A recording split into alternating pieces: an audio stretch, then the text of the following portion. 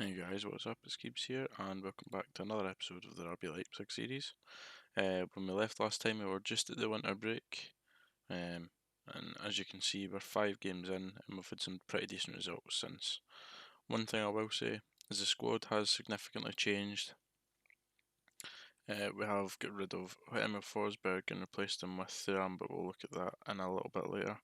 And we have had a couple other additions with some players going out on loan. Obviously, the full tactical switch is now in place with the familiarity quite high now. So we're pleased with how we've been getting on with that, and as you can see, the relationships are again just getting that bit better too. So I guess we'll look at the transfers first. So if we go to the transfer history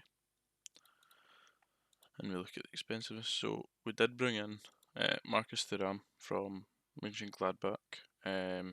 We got him almost instantly after selling Forsberg, and he's been very good since he came in. As you can see, you know, his stats overall are very good, but we'll show you in-game stats in a second of all the players that we've brought in. We did need, or we felt with the form, we needed some extra firepower in, and Marcus Thuram certainly gave us that so far.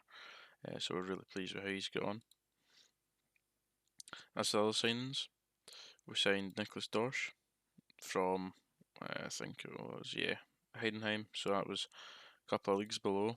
You look at Bundesliga 2, and they're not doing too good, but he was a kind of standout. As you can see, previously at Bayern, he's a pretty decent player, good deep line playmaker. So we brought him in just to add a bit of depth, and he does have a decent potential, so he'll still be able to improve. So he was another signing, relatively cheap, at 5.5 million. And then the other one was Matthias Vanberg, coming from Bologna, for just less, and as you can see, his potential is a lot better, but very good stats. He's had a couple of games so far, as you can see, 2 assists, 2 games, very good. So in terms of that, we can't complain too much about him. He's certainly come in and made himself known, as he's going to be like a pretty pivotal player in the midfield when he does come in. Playing as that deep line playmaker role, he certainly passes it well. Getting 2 assists in 2 games is very good for a start, and that was all. We did bring in this centre half. It says wing back, but better as a centre half really. Just to bring him in as a youth player, and he's sitting in the reserves, and he's got good potential. We decided to bring him in just for a bit of backup if needed. He can step into the first team really for certain cup games and things, but he's a decent enough player. So that's all. But as we'll just look at tactic again. So we have went with 4-4-2. Just to try and we felt with the 3-5-2 we were losing a lot of battles in this area when teams playing a 4-2-3-1 or a 4-3-3. So with 4-4-2, it just gives you that extra backup, especially if you're using inverted wingers and support. Gives you that extra backup in these areas in between the centre half and fullbacks, just to give that added level of protection. As you can see, we've got familiarity quite well over the winter break. We've done a lot of training on the tactics just to make sure they were ready, and it's shown when we've came back they've had some really good results. So we'll just go and look at those just now. So the first game back was against Union Berlin. Wasn't the greatest match, however, we did get the tactics along with more attacking side of the game. Patrick Schick scoring, I think it was his first goal of the season actually, and it was a really good goal. Being able to do that, and then especially just after we'd get a sending off, it was a really good point to take it, and we went and sat in defensive after that because the game, something we knew we could see it out. As you can see, Nkunku came in for that game, and he done really well, man of the match performance, so it was a good result. But then the next 2 games were excellent. Eintracht Frankfurt away, which is always going to be a difficult game, and you look at that, Yusuf Poulsen with 3, Klosterman and Nkunku, again Nkunku popping up and really making the difference in midfield.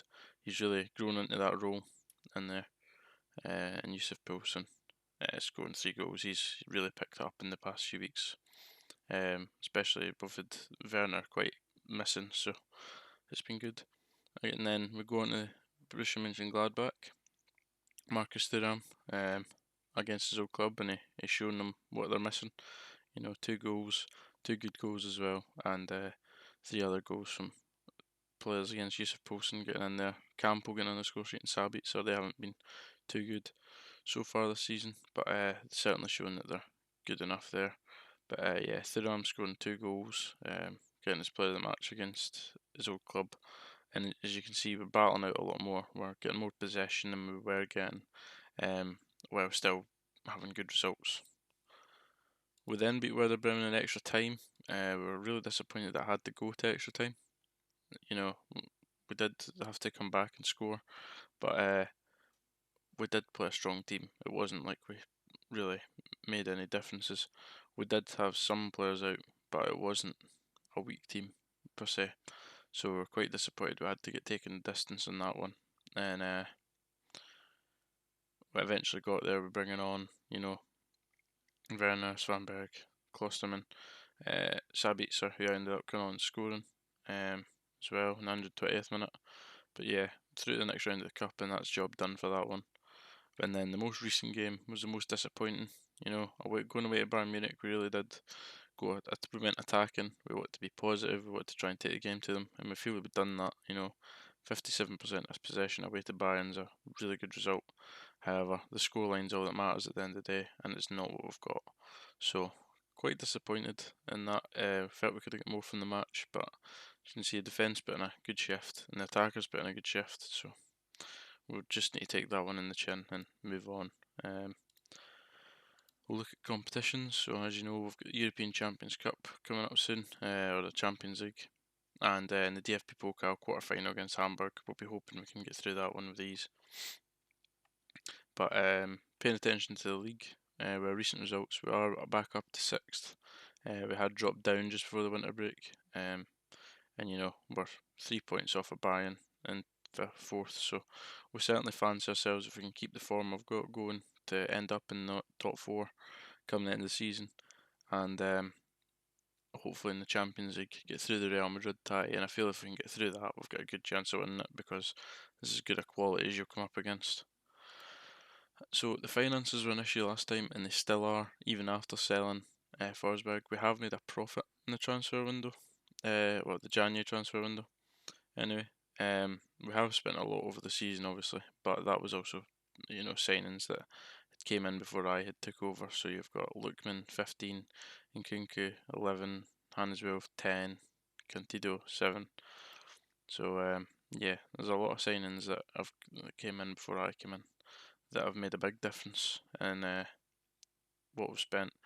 But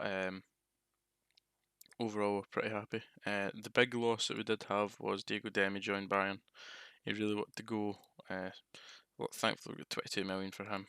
He funded the 2 centre mid signings at least, and it was a big loss to get him. He's probably the best ball winning midfielder in the league, so losing him was a big point. But as I can say, with training and things like that over the winter break, and we're using the mentoring the way we have, the centre mids have really stepped up and played well since coming back, so we can't complain too much there.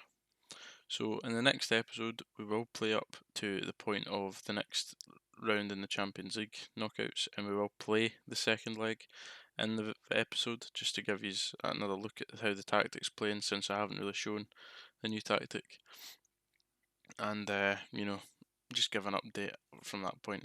Hopefully we will be up into the top 4 by that point, and in the semi-final of the cup, so we've a lot to look forward to coming next episode. So anyway, that's been a catch up for the episode 6, guys, and I hope you've enjoyed. Stay tuned for the next episode coming out, and I'll see you in the next one. Cheers.